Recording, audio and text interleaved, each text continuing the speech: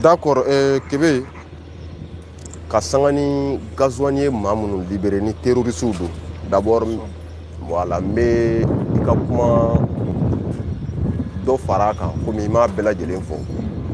Ce sont des terroristes de premier rang, des chefs terroristes. N'a fɔra terroriste bɛ yen. A misɛman ko tɛ, ale y'a kumabaw de bila. Gros poisson a y'olu de bila n'u kun minɛnen b'a bolo Moritani kasobonba la. Ni i b'a ye k'a fɔ maa caman m'i yɛrɛ ɲininka mun de tun y'a to ninnu minɛnen yɛrɛ don fɔlɔ gasoil bolo pour quelle raison an dun b'a dɔn terroriste jabala ye ale ka jamana ye. O ma minɛ terroriste de la. O ye kelen ye. U ye waleya jugu jumɛn de kɛ terroriste waleya jugu jumɛn de kɛ Moritani na sinon terroriste bɛ Moritani ka jamana kan ye u logelen don. Ne tɛ o Kɛbɛ sisan non o tɛ ne ka kuma ye o. O tɛ ne ka kuma ye koyi. Député Kuturu de bɔra k'a fɔ yan Moritani député muso don. A kɛra diɲɛ bɛɛ ɲɛna. Ayi fanga fɛ ko tɛ o. Kɛbɛ hali n'a tɛ gasoil ka fanga fɛ a b'a ka jamana fɛ o. Jamana député Kuturu de don. Ale de y'a fɔ dɛ mais anw tɛ dɛ. Ko terroristes b'u fɛ yen ko wa k'u b'u former olu ka sɔrɔsiw fɛ. Ɔhɔ o fɔra o. Sɔsɔli an ka autorité yɛrɛ y'o fɔ ka tɛmɛ o tɛ sɔsɔli t'o la k'a fɔ n'an ye terroristes gɛn u bɛ don Moritani u bɛ tila ka bɔ yen ka na attaquer o sɛbɛntiyara bɛɛ fɛ c'est à dire an tɛ kuma ni mɔgɔw bɛ kuma minnu fɔ réseau sanfɛ ou bien an bɛ rumeur minnu tɔmɔ an bɛ kuma selon ce qui se passe ani fɛn minnu bɛ yen ko an ɲɛkisɛ y'a ye quoi ko minnu fɔra ni sɔsɔli t'a la ko tigilamɔgɔw fɛ an bɛ kuma ni o de ye kuma in bɛ faamuya a jɔra de n'i ye Moritani lajɛ Jule Bib de Nampala ni anw ye wari d'a kunkolo kan o don cɛ y'a sɛbɛntiya ko so bɛ Jule Bib bolo Nouakchott k'a valeur bɛ taa 100 millions na k'a ka ca n'o ye Moritani Faba Jule Bib terroriste don wa terroriste tɛ yala a bɛ se ka sɔsɔ bilen ko terroriste bɛ Moritani yan o ye kelen ye filanan ne dalen tɛ Kufa mun ka baloli la o Kufa kelen diɲɛ fankelen mɔgɔ bɛɛ y'a sɛbɛntiya k'a bɛ Moritani jamana kɔnɔ o tɛ baasi ye Mahmoud Bari hali n'a sɔrɔ wari ma d'a kunkolo kan a bɛ Moritani jamana kɔnɔ a sigilen dɔ ye de bi ni caman b'a wele ko Abu Yeya c'est un terroriste bɛɛ b'a dɔn il est de premier rang komi n y'a ye ale kunkolo ma da cagnotte la mɔgɔ ninnu fɛ sinon il devrait être parce que Jule Bib kunkolo bɛ da yɔrɔ dɔ ale kunkolo kan ka da yen parce que il est aussi natif de Nampala ninnu bɛɛ ye kumabaw bɛ yen minnu daga yɔrɔ bɛnnen don Moritani ma bi n'u tununa dɔrɔn u bɛ yen u lafiyalen don yen wa u bɛ don yen de n'u ka marifaw ye ka tila ka circuler n'u ka marifaw ye librement u tɛ ɲininka u tɛ kɔrɔfɔ parce que u dɔnnen don donc o kɔrɔ de a y'an dɔn ye o jamana kelen o bɛ 9 chefs terroristes minɛ k'o don kaso kɔnɔ kun jumɛn na mɔgɔ kan k'i yɛrɛ ɲininka o la fɔlɔ n balimaw ça prouve à quel point ni terroristes ko k'u bɛ Moritani ci don o don u b'a ci ko dɔw de liela ɲɔgɔn na n bɛna o kow de walawala k'a bɔ ɲɔgɔn na Kɛbɛ 9 personnes mun bilala a bɛɛ ye gros poisson de ye ni cɛ kelen kelen bɛɛ nin bɛɛ n'a ka mouvement terroriste don voilà u bilala parce que mission kura de dilen don terroristes ma dans le but de déstabiliser le Mali o ye fɔlɔ ye filanan terroristes de ko k'u bɛna Moritani attaquer a bɛɛ ni Ala cɛ u y'a fɔ k'u bɛna Moritani ci u bɛna Moritani attaquer an bɛna Moritani attaquer u ye fɛɛrɛ kɛ ka sigikafɔ kɛ ni o terroriste kelenw ye pour que u kana se ka Moritani attaquer olu nana ni fɔkabɛn sira ye o terroriste kelenw ko Moritani ma bɔ an ka ni cɛ 9 a y'u bɛɛ libérer a ma kɛ gansan dɛ u ma gracier ko parce que k'a ka di gasoil ye ou bien k'a bɛ fɛ ka yafa u ma o tɛ dɛ a y'u gracier de parce que terroristes de ye kangari da ye i b'u libérer soit an bɛ bombe don Moritani kɔnɔ o fɔlɔfɔlɔ jɔn y'o menace kɛ maa mun tɔgɔ ye Amala Asbi ni bi conflit bɛ ale ni Jule Bib de cɛ ni mɔgɔ caman bɛ k'a fɔ ko non ko conflit bɛ Yed ni Kufa cɛ non nin cɛ fila de don ce sont les deux patrons là conflit bɛ ninnu fila de ni ɲɔgɔn cɛ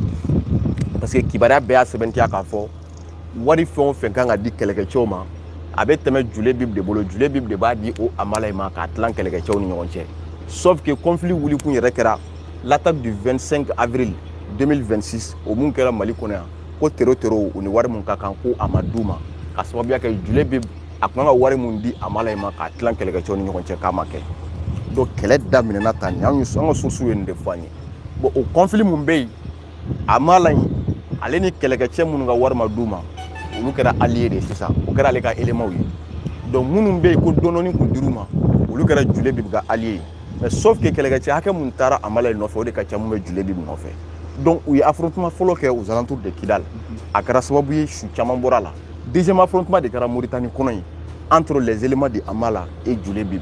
au affrontement kɔnɔ Kébé il va y avoir le mouvement Djinim a perdu plus de 50 éléments fait parce que ça a à côté Flabella donc on ne va pas s'intéresser au bilan de l'autre voilà bon maintenant au Komumbi Sénat Amala in de ka sɔrɔ ka don a ka kuma na ni an y'a vocal joué en bɛɛ y'a mɛn vocal in 29 de mai a tigɛra 12 minutes de bɛ bɔlɔlɔsiraw kan il a bel et bien précisé Kébé a ko u bɛna bombe don yɔrɔ caman na Mauritanie kɔnɔ Nouakchott k'u b'a daminɛ camp de réfugiés la o mun ye terroristes jabala ye kɛrɛnkɛrɛnnenya la Julebibu ka éléments bɛ sɔrɔ yen de kosɛbɛ o camp de réfugiés o talen don k'o di Julebibu ma de terroristes logés dɔrɔn kama Mauritanie camp de réfugiés n'i ye ɲininkali kɛ o b'a f'i ye a bɛ Julebibu ta de la bi ale de bɛ taa terroristes la loger comme des innocents wa n'u ka marifaw don i ye kuma mɛn ko camp de réfugiés anw tɛ dɛ Al Jazeera de delila k'o reportage kɛ ka bɔ n'o ye o bɛ diɲɛ bɔlɔlɔsira bɛɛ kan o ma dogo diɲɛ jɔn si la o tɛ kuma bɔrɔtɔlen k'a fɔ ko camp de réfugiés ye terroristes marayɔrɔ ye kuma in bɛ faamuya ka tila ka dɔgɔtɔrɔso dɔ bɔ terroristes n'u banana u bɛ taa furakɛ Al Jazeera de y'a reportage kɛ anw tɛ kuma in bɛ faamuya donc o ye arabuw yɛrɛ ka média belebele dɔ ye n'o ye Al Jazeera ye bon Kébé o mun bɛ sen na Mauritanie se sent maintenant menacée malgré que olu ye cɛ 9 ye gros poisson 9 in bila olu bolo ko kun na terroristes la calmer mais u y'a ye ayi parce que terroristes ye fɛn dɔ de demander mun ni olu tɛ se k'a ko ɲɛnabɔ parce que o de ye 15 millions par personne mɔgɔ o mɔgɔ nana attaquer l'attaque du 25 avril donc Mauritanie de ko di ko soit Julebibu k'a di soit Mauritanie k'a di parce que ko Julebibu k'a bɛ Mauritanie ka protection de kɔnɔ wa ko Mauritanie b'a sara olu ka kuma ye parce que i b'a dɔn u ka ko in na sigɛrɛw de bɛ ka poyi jamana dɔ tɔgɔ fɔra a don cɛ fɛ wala ne m'a fɔ dɛ terroriste de y'a fɔ a vocal la ne yɛrɛ kun Italie ne tile kelen Kébé ni i bɛ ne lamɛn wa chaque fois ne ni e Kébé bɛ ni e bɛna ɲininkali sɛmɛ ne na ne tile kelen ma Italie tɔgɔ bɔ n da kɔnɔ fɔlɔ k'u bɛ jatigɛ waleya kɔkɔrɔ ma kɔ terroriste yɛrɛ bɛɛ de y'a fɔ ko Italie tun bɛ marifakisɛ baden bila ka na ayiwa ne kɔni m'a fɔ c'est bien sûr olu terroriste minnu b'a dɛmɛ sɔrɔ olu de y'a fɔ ça il faut reconnaître an bɛ kuma n'u yɛrɛ kumakan de sisan anw tɛ o parce que n'an y'a fɔ an bɛ se jamana wɛrɛ accuser de la mais a ko o jamana kelen de tun bɛ marifakisɛ baden bila ka na Mauritanie n'a bɛ na a bɛ na ni Mauritanie ka canal de c'est à dire que a bɛ kɛ i n'a fɔ Mauritanie de ye kisɛ san o Mauritanie kelen de b'a minɛ k'a di Julebibu ma c'est à dire fo Mauritanie de k'a kunbɛn pour que a ka légitimer a ka se ka na donc n'o kɛra Mauritanie b'a di Julebibu ma Julebibu b'a di Djinim mɔgɔw ma u bɛna marifa ci anw na yan a yɛrɛ da de bɔra o la bon ale ko k'a di soit u tɛ Mauritanie kɔni to yen Julebibu yɛrɛ ka so mun bɛ Nouakchott k'u bɛ bombe don a la u bɛ bombe don terroristes bɛ furakɛ yɔrɔ min na Mauritanie non n terikɛ u y'a bɛɛ fɔ n bɛna lieu de citer ye tan ye camp de réfugiés fana o tɛ saba ye k'u bɛ bombe don a la palais présidentiel Mauritanie k'u bɛ bombe don a la u ye lieu public baden de fɔ hali u ka assemblée k'u bɛ bombe don a bɛɛ la k'a bɛɛ ci o yɔrɔnin bɛɛ Mauritanie hakili jiginna sisan G5 Sahel la u hakili jiginna Semaku la n'o ye opération conjoint mun bɛ o ni a Semaku ni ma fili Mauritanie Mali Algérie ani Niger o jamana 4 de jɛna ka Semaku créer bon G5 Sahel o ye jamana 5 ye voilà Tchad b'o la donc Semaku kɔni Tchad t'o la donc Mauritanie hakili jiginn'o la c'est dans ce cadre le cadre du Semaku comme G5 Sahel an t'o la tuguni c'est dans le cadre du Semaku Gazouani ministre de la défense ci joona ka na anw fɛ yan ko opération conjoint mun b'a ni ɲɔgɔn cɛ ko ka a lajɛ ka barika don a la ko an ka jɛn ka terroristes kɛlɛ ɲɔgɔn fɛ sauf que u m'u tilen k'a fɔ président Assimi ye k'a fɔ non an menacelen de don terroristes fɛ u ye nin fɔ u ti da kɛnɛ kan mais bien sûr Kébé u tɛ se k'a fɔ o kuma in bɛ faamuya u tɛ se k'a fɔ parce que en réalité olu de tun bɛ ka mɔgɔ ninnu bisimila olu de tun bɛ ka mɔgɔ ninnu protéger contre nous bon hali ni mɔgɔ ninnu ko k'u bɛ n'olu attaquer bi u b'a dɔn n'u y'a da kɛnɛ kan anw bɛna fɔ k'a jo b'u la u tɛna mɔgɔ sɔrɔ k'u dɛmɛ maintenant sauf que u bɛna ɲini k'u bɛ jouer de kɛ ni an ye sisan quel jouer d'enfant donc malgré que an ye terroristes bisimila aw kan mais o t'an bali an bɛna an yɛrɛ kɛ i n'a fɔ jɛɲɔgɔn b'an cɛ n'o ye Semaku ye donc an bɛ fɛ ka fanga de don la pour lutter contre le terrorisme k'a sɔrɔ terroristes kɛlen don k'anw de menacer donc sisan an bɛ porte d'entrée di aw ma parce que i b'a kalama ne ka sosi dɔ ko actuellement Mauritanie bɛ fɛ yɛrɛ ka dayɛlɛ ko Mali finitigiw ka don ale yɛrɛ ka territoire kɔnɔ i n'a fɔ AES bɛ cogo min na bi yarɔ Mali finitigiw bɛ se ka don Burkina pour lutter contre le terrorisme ka opération kɛ ka don fo ka jamana kɔnɔ contre le terrorisme parce que en réalité ah non kɔnɔnajɛlenya tɛ ni kɔnɔnajɛlenya de kun don olu tun bɛ Julep minɛ ka d'a ma an kun tɛ miliyari d'a kunkolo kan ni kɔnɔnajɛlenya kun don a 9 terroristes u tun b'u d'a ma u tun t'u gracier dɛ u b'u d'a ma an k'u faga ou bien an k'u minɛ k'u garder yan nɔ parce que u ye tiɲɛni kɛ Mali de kɔnɔ u ma tiɲɛni kɛ Mauritanie kuma in bɛ faamuya donc c'est des cas comme ça c'est-à-dire ni ɲɔgɔnna waleya de bɛ sen na ça chauffe très grave pour la Mauritanie ça chauffe très grave pour la Mauritanie raison pour laquelle ministre de la défense teliyara nana a ye nin kɛ mun kɛ ka sigi n balila k'a ye n ka source dɔ ko ma ko an filɛ waati mun na ko Julep bɛ interpellé don Mauritanie ɲɛmɔgɔw fɛ donc sisan Mauritanie bɛ fɛ ka fanfɛla kɛlɛ de kɛ ka dayɛlɛ Mali ye ka terroristes kɛlɛ ani ka Julep bɛ utiliser o n'a ka éléments o ka jini mɔgɔ tɔw kɛlɛ olu t'u ka sɔrɔsiw engagé dɛ u bɛ terroristes yɛrɛ dama kun kari ɲɔgɔn na en même temps ka dayɛlɛ Mali o senfɛ Mali fana ka don ka t'u kɛlɛ ka sɔrɔ olu ma participer kɛlɛ kɔnɔ o tɛ jouer d'enfant ye c'est à dire mɔgɔ min bolo ko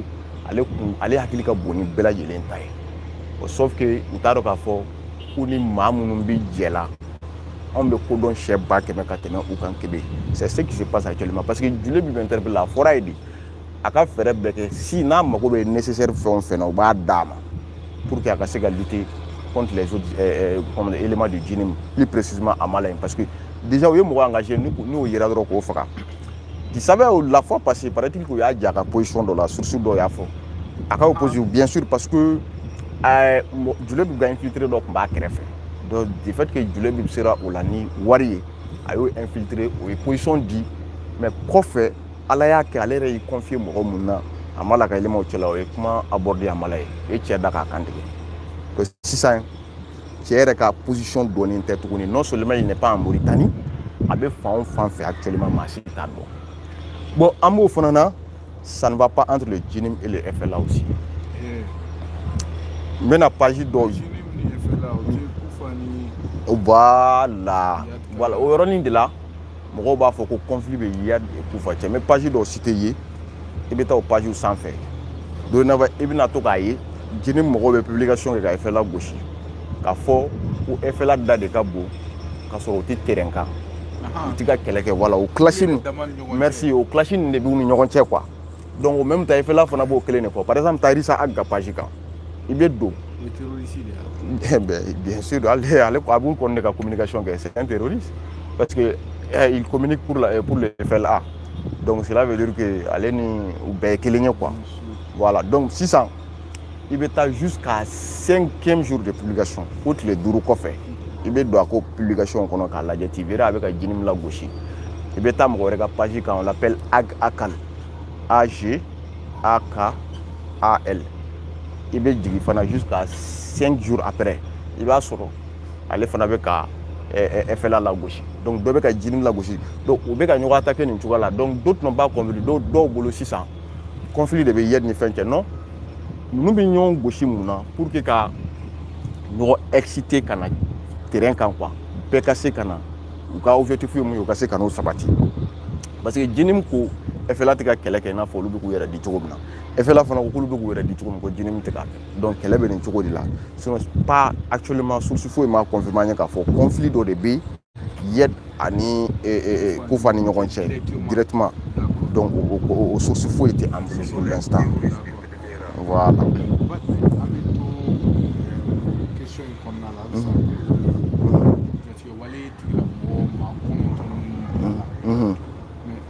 Ministre de la Défense, pour e ka ɲɛfɔli la bɛn kuma bɔ hali ni an yɛrɛ ma anw tɛ ministre nali contenu dɔn a nali objectif on ne sait pas mais on peut quand même dire que jamana minnu bɛ kɛlɛ la et puis jamana ninnu bɛ contexte min kɔnɔ bi u b'a dɔn k'a fɔ ko peut-être lakanako kuma de don mais maa minnu ye lakanda sababu ye ni o minɛlen don aw bolo mɔgɔ 9 aw y'o bila ka tila k'a fɔ tuguni ko lakanda ka kɛ on n'accuse pas mais on cherche à comprendre est-ce que réellement e yɛrɛ bolo Mali ni Mauritanie kan ka baara kɛ ɲɔgɔn fɛ tuguni lakanda ko fɛn na tuguni. Merci Kebe i ye ɲininkali barikama dɔ de kɛ kuma in bɛ faamu i ye ɲininkali barikama dɔ de kɛ ɲininkali mun ni prix babala an ka lumière de mɛna voilà a y'a kɛ to an ka lumière mɛnɛ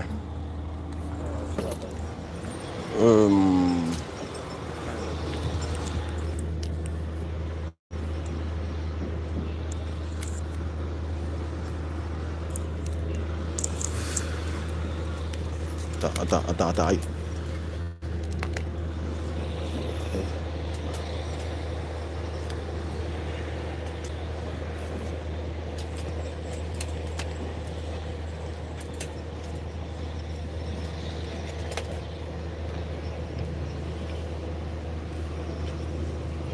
C'est bon.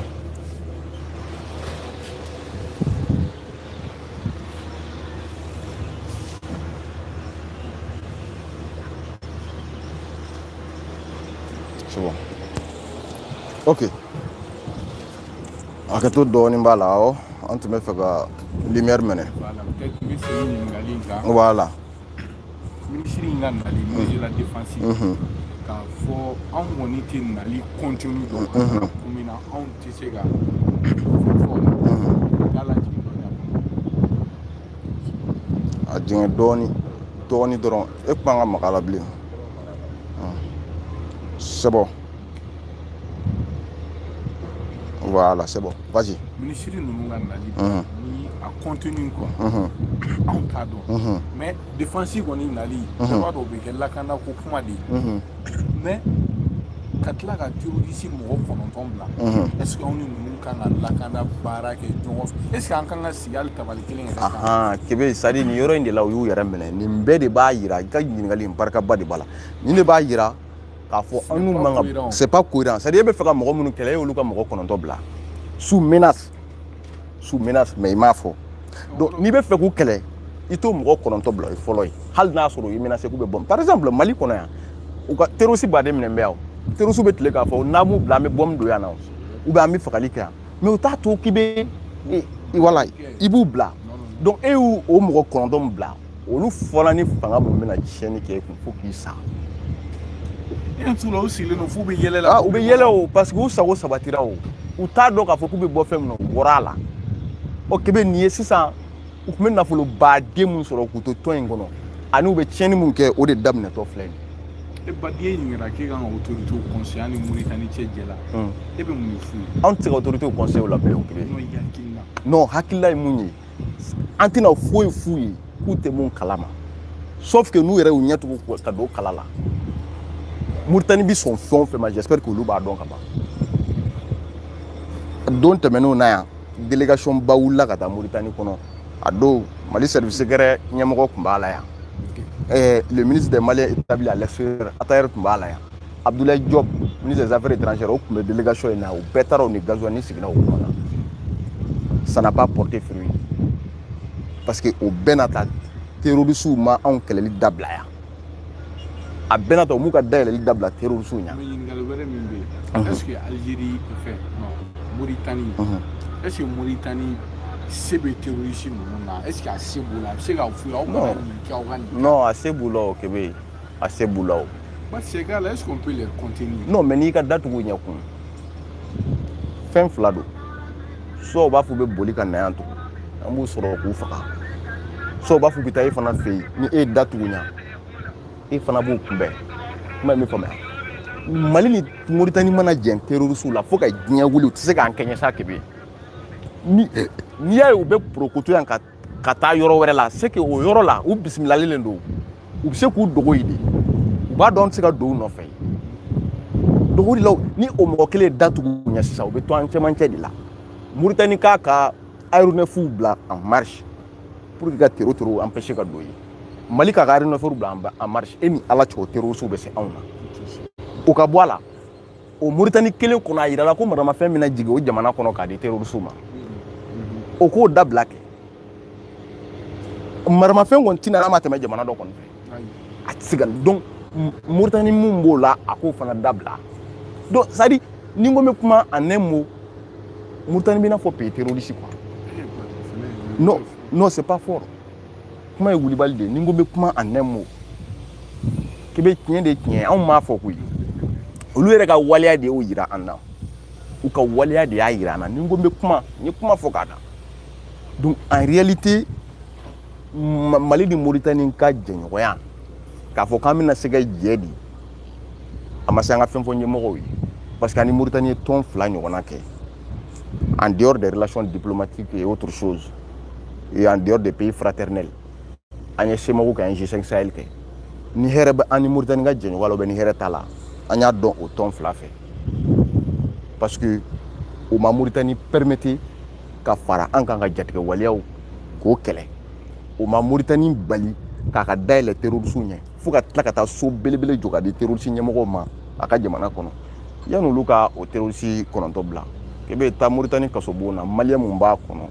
o ɲɔgɔnna maa wɛrɛ t'a kɔnɔ bilahi ni Ala cɛ a baden de ka bole bɛ s'a ma k'i bɛ ne yɛrɛ ye kuma min fɔra ne ye n'a y'a sɔrɔ a sabatilen don ko tiɲɛ don n tɛ se k'a fɔ diyagoya tiɲɛ ko maliyɛn mun bɛ kaso la Mauritanie k'a ka ca maliyɛn 800 ye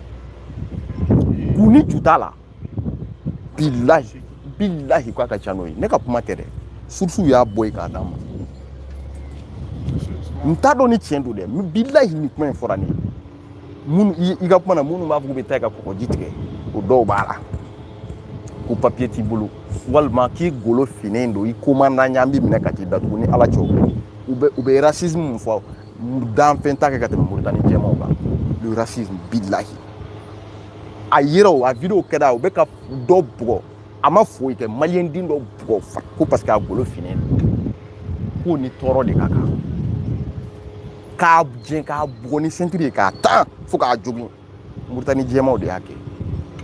mais u ko ko nous sommes racistes anw n'olu qui est raciste o racisme bɛ ka kɛ maliyɛnw na ka maliyɛn minɛ k'a datugu k'a golo finnen don Mauritanie de bɛ k'a kɛ au même moment o mɔgɔ kelen bɛ ka contribuer terroristes fɛ a Kebe a kuma ka ca dɛ Kebe voilà peut-être kɔfɛ image ninnu bɛ yira aw la quoi terroriste maa 9 minnu bilala ni gasoil ye u bila grâce ba bɛ tila ka image bila aw ma maintenant an bɛ taa sujet 2nan na n'o ye an ka armée bɛ opération mun na ani u dɛmɛbagaw n'o ye Africa Corps ye an y'a ye Africa Corps ka page kan hakili la k'u na sini fo ka taa se bi ma k'u bɛ wulikajɔw bɛ sen na Segu mara ni Mopti ko jatigɛwale tigilamɔgɔw ka kan kan tɛ yɔrɔ den ye dɛ ko u ka wulikajɔ sera ka jatigɛwale tigilamɔgɔw ka kan ye ka détruire le camp ensuite 4 terroristes ont été neutralisés Mopti aussi la même chose Segu ye Mopti i bɛ se ka jumɛn de fɔ an lajɛ bɔ o fɛnɛ kan Kebe ko dɔ de ɲɔ ɲɛlen dɔ bi Segu région kɔnɔ Mopti région kɔnɔ Sikaso région kɔnɔ Bandiagara région kɔnɔ Tombouctou région kɔnɔ ni o ko in bɛ ka mɔgɔ wa n bɛ nin région ninnu citer parce que n bɛ ninnu de ta kalama 100% ko mun n'a commencé ka mɔgɔ kɛ millionnaire ye jamana ciliko don n'o de ye essence business ye k'a ta ka taa di jatigɛwale mɔgɔw ma n ye n kali Ala la ni cas in découverte kɛra o de sen fɛ i b'a kalama minnu de f'i ye kadagadanin kelen bi k'a fa c'est-à-dire ka 20 litres ta k'a sigi kadagadanin kɔnɔ o ɲɛ kelen ka taa di terroristes ma bi o transport ye 1 million di a transport dama n ye n kali Alahu taala la ni région fɛn o fɛn y'a cité bi o de don tellement a risque ka bɔ o n'a sɔngɔ tɛ kelen dɛ bilahi u karilen don k'a sala wari b'u kunna million kelen k'a ta ka taa livrer o ma ni alikuranɛ tɛ kadagadanin na bon kadagadanin ko in commencera ka dɔn sisan i b'a dɔn essence tagali cogoya caman b'u bolo a fɛɛrɛ caman b'u bolo donc an ka finitigiw de tun bɛ patrouille la nin yɔrɔ in na Moti zone kɔnɔ u ɲɛ bɛ cɛ la bɔrɛw de sirilen b'a kunna i tɛ se k'a faamu k'a fɔ ko essence de bɛ bidon kɔnɔ o donnen don 20 litres kɔnɔ fɛn kɔnɔ bɔrɛ kɔnɔ c'est à dire que u bɛ essence de kɛ 20 litres kɔnɔ i ɲɛ bɛ nin bɔrɛ in na u ka 100 kilo malo bɛ kɛ bɔrɛ minnu na u b'a sigi 20 litres fila sigi o kɔnɔ bɔrɛ kelen o bɔrɛ kelen k'a da k'a kuru k'a kalan k'a sigi u b'a kalan ka taa a bila kɛrɛdanin kɔnɔ bon ni e y'a ye sisan a bɛ k'i kɔnɔ ko non ko i tɛ se k'a bila i kunna ko essence bɛ kɛ tan fana quoi donc n'u tilala fana u bɛ bâche biri a kan donc ni e y'o ye e mana bâche bɔ a kan i kɔni bɛ bɔrɛw ye bon n'i m'a dayɛlɛ fana n'i ko jumɛn don u b'a fɔ ko u bɛ fɛn wɛrɛ fɔ n'u m'a fɔ ko tulu don donc u b'a fɔ ji don an kɔni b'a dɔn ji kɔni tɛ kɛ tan bon finitigiw k'u to patrouille la u ɲɛ bɛ cɛ la u ka buruta mobilinin ninnu ɲɔgɔn na parce que sisan hali kɛrɛdanin ko in découverte bɛ ka kɛ dɔw y'o fana bila buruta mobili ninnu bɛ ka utiliser a don n y'a video dɔ yira o bɛ ka carburant ta bila o bɛ ka taa n'a ye Tamani a bɛɛ ni Ala cɛ waati bɛɛ a mobilinin ɲɔgɔnna bɛ n'a ta ye donc olu fana ye mobilinin lajɔ i b'a fɔ Ala ko an ka élément kelen taara mobili kɔfɛla la donc a tun bɛ fɛ ka dayɛlɛ k'a lajɛ fɛn bɛ mobili kɔnɔ comme a y'a sɔrɔ da in sɔgɔlen bɛ a ko chauffeur de ka na dayɛlɛ chauffeur et puis a kelen don mɔgɔ wɛrɛ t'a kun mobili la o yɔrɔnin bɛɛ a b'a kɛ i n'a fɔ a bɛna taga o fan fɛ dɔrɔn k'a ɲini k'a bɛ boli oui donc ni fɛn t'a kɔnɔ kɔni i t'a fɔ i bɛ boli o donc o yɔrɔnin bɛɛ an ka finitigi dɔ fana ye voilà kisɛ k'a sen na u y'a k'a sen na a binna u y'a minɛ ka na donc u ye tile minɛ a la ka fɛn dayɛlɛ ka taa sɔrɔ bɔrɛw fɛn dɔ bɛ bɔrɛw kɔnɔ o tontonnen don u ye bɔrɛ kelen fara u ye muru bɔ ka bɔrɛ kelen fara ka sɔrɔ 20 litres don donc o yɔrɔnin bɛɛ essence kasa bɛ ka bɔ yɔrɔ ale kasa tɛ dogo u ye bidon dayɛlɛ ka sɔrɔ essence b'a kɔnɔ u y'a ɲininka k'a bɛ taa ni nin min au départ a y'a da gɛlɛya u tilala k'a bisi a y'a yira k'a bɛ taa di terroriste de ma a yɛrɛ dabara de y'a fɔ mɔgɔ ma a bila k'a fɔ a yɛrɛ dabara de y'a fɔ yɔrɔ min don fana a ye ɲɛfɔli kɛ an ka finitigiw fana ye sɛgɛsɛgɛli kɛ ka taa sɔrɔ nin ye kan dɔ de ye terroriste jigiyɔrɔ don wa a kan in kibaruya minnu dira anw ma kan in kan est que mɔgɔ minnu ye Sevare attaqué le 25 avril o kan kelen mɔgɔw olu de sigilen don yen yɔrɔ la o maa kelenw de bɛna attaque kɛ hali Moti dugunin bɛ yen ko Fatɔma Sevare kɛrɛfɛ olu de bɛ hali yɔrɔ zone bɛɛ jagaminɛ ni fɛn minnu fana bɛ sen na olu de b'a bɛɛ kɛ olu de ka waleya y'a bɛɛ lajɛlen ni zone ninnu kɔnɔ ɔ kebe an ka finitigiw fana seginna fɔlɔ de ka na labɛn sabati waati min terroriste t'a kalama k'a fɔ k'u ka ciden minɛnen don u t'a dɔn k'an ka finitigiw o don tile bɛɛ dɛ u ma temps di o don kelen bɛɛ u n'an ka partenaires taara ɲɔgɔn fɛ ka taa cun kan in kan ka kan in détruire kebe je crois que a image dɔ bɛ yan yɛrɛ i bɛ essence voilà i bɛ bɔrɛ dafaralen quoi essence b'a kɔnɔ voilà n b'a bɔ ka na sisan a image bɛ yan voilà a filɛ nin ye a image filɛ bɛɛ k'a lajɛ c'est bon a bɛ ka ye voilà a ɲɛ b'a la nin filɛ lajɛ a ka ɲi voilà an b'a yira an ka bɔlɔlɔsira voilà bɛɛ la donc nin de don k'i bɛ an bɛ kuma min fɔ a n'a dalilu bɛ accompagner quoi donc désormais nin yɛrɛ nin sɔrɔla kan de kɔnɔ nin ye kan de quoi nin sɔrɔla kan de kɔnɔ donc fɛn o fɛn bɛ taa d'u ma a bɛ taa di nin cogoya de la désormais donc nin de faamuna donc u y'a kan détruit k'i bɛ mɔgɔ o mɔgɔ sɔrɔla a kɔnɔ a waati a si ma échappé a minɛnw fɔ non u y'u faga de tɛgɛ dɔ minɛ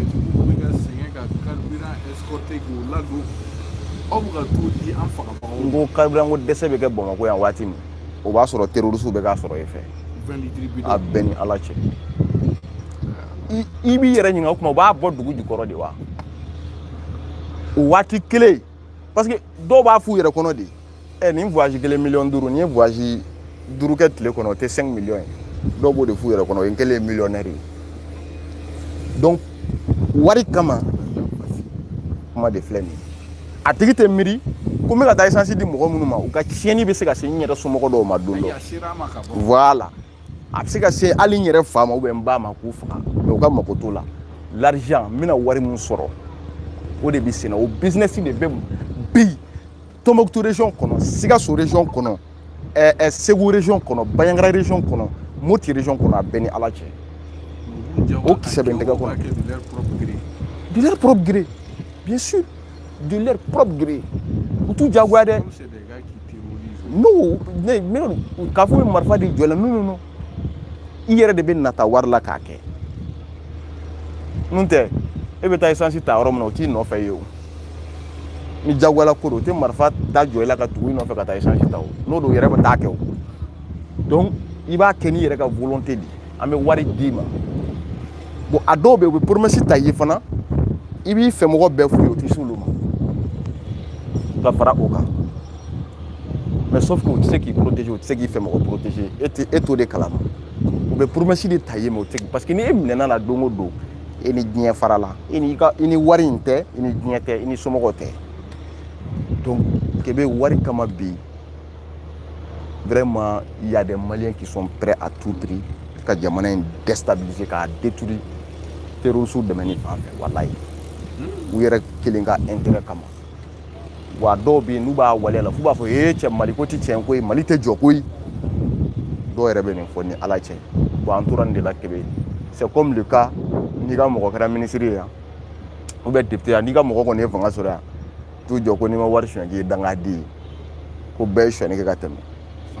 faso wari ko ni ma chwen ki danga di o le ke ni ya chwen de bi ke danga di de ko no ko ni ma chwen ki bi ke danga di donc chwen ni de be mo ko ke do de Mali kono walma tieni de be mo ke do de sa oron banamuna ko ni ma chwen ki danga de billahi taala o be fo Mali kono o kacha ni ka mo ko ka ministre na bura ministre ala dron ni ngal be ke hi so jul babu la sira ka so jul jo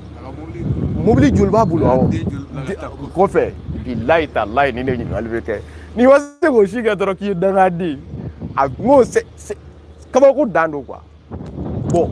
ka ni kanto ni hakilla kono ja Mali joli be geleya kwa Kébé wallahi billahi nama bon kono Mali joli be geleya wallahi abe geleya pe wallahi abe geleya ala de ba mbodoro Kébé wala ko ni bana ni ngalama ni ko anga finitigu be chukudi de nono Sikasso c'est opération de la chukudi moto bon di dalla la yalmo ni jati waleti la mo effectivement, c'est important que Kadaka, si tu es zone où nous cité, là, c'est que nous avons fait quand même. Dugu chaman be dugu munu ni tile kun ti binga soro ma jatika wale mogo we o dugu chama commencer à biutala ka jatika wale mogo we nyana kabiri moto ko kuma ngon fora parce que déjà terrorisme ba bla o kumolo la lu kelen de moto bolbaga ya nu yira doro ça serait très grave et vu que anga finitigu fait plutôt comment dirais-je dugu koloko mogo ye voilà opération dugu koloko donc olu ye fin kalfalen olu de la bien en fait wati muna même be femme donc la canard fanga bela jelen clan be bolu de bolo en fait wati muna donc vu olu ka opération fa fait bi Kébé paraît-il que moto ko amélioration be kana parce que en réalité village kono mogo chaman tumbe munu ma kuma fana mais parce que communication va passer comme il faut bon dugolo ko mogo yere de fana tla ka obligé ka communication assurer ka faro ka baraka dugula dew dugolo ko mogo voilà nga fubeli dugolo ko mogo de bala ga population sensibiliser akan to surasu yere olu munu be kella yaro barafla ni ala che surasu yere labani sinon ne a fo yango ministère des transports Walma, ministère de la communication, lui de quand vous faites une communication à passer kanya. Radio ni média ni fait bella, mais au maquet. Ali alamata ORTM. Dongo do bekumaka. O bekumaka dongo do wa Kébé. Oh Kébé dongo do inde kanyo pour que bedi kame, mais beti ORTM sio. Beta sio Kébé, ne rabe fama ORTM la jaw. Anete ORTM yo. Non, ne be fama ni ene ka ORTM la je funa fora ko président na adresse à la nation mbo la je billahi taala la journal ta la je mais ORTM dronté anga radio privé hein on a nyona chama hali amunu be kuma bolo sraka bedi ka engagé dans communication ke walma ukata chaque mairie information ka bɔ mairie kɔnɔ k'a di duguladen bɛɛ ma voilà donc nin de kan ka kɛ waati banna pewu kuma kuncɛ kuma b'i bolo chrétien n'a na ɲɔgɔn sɔrɔ sini bon kuma kuncɛ kuma min bɛ n bolo o ye foli dɔrɔn ye o sanga ni waati bɛɛ ani duwawu jamana in basigili ko la Kebe an bɛ Ala de deli parce que ale Ala de bɛ se bɛ ale Ala de ye an bɛ o Ala kelen de deli a k'an ka jamana basigi a ka hɛrɛ n'an ka jamana kɔnɔ a k'an kanda Kebe a k'an sauver donc an b'o de ɲini Ala fɛ merci bien merci bien justement Inch'Allah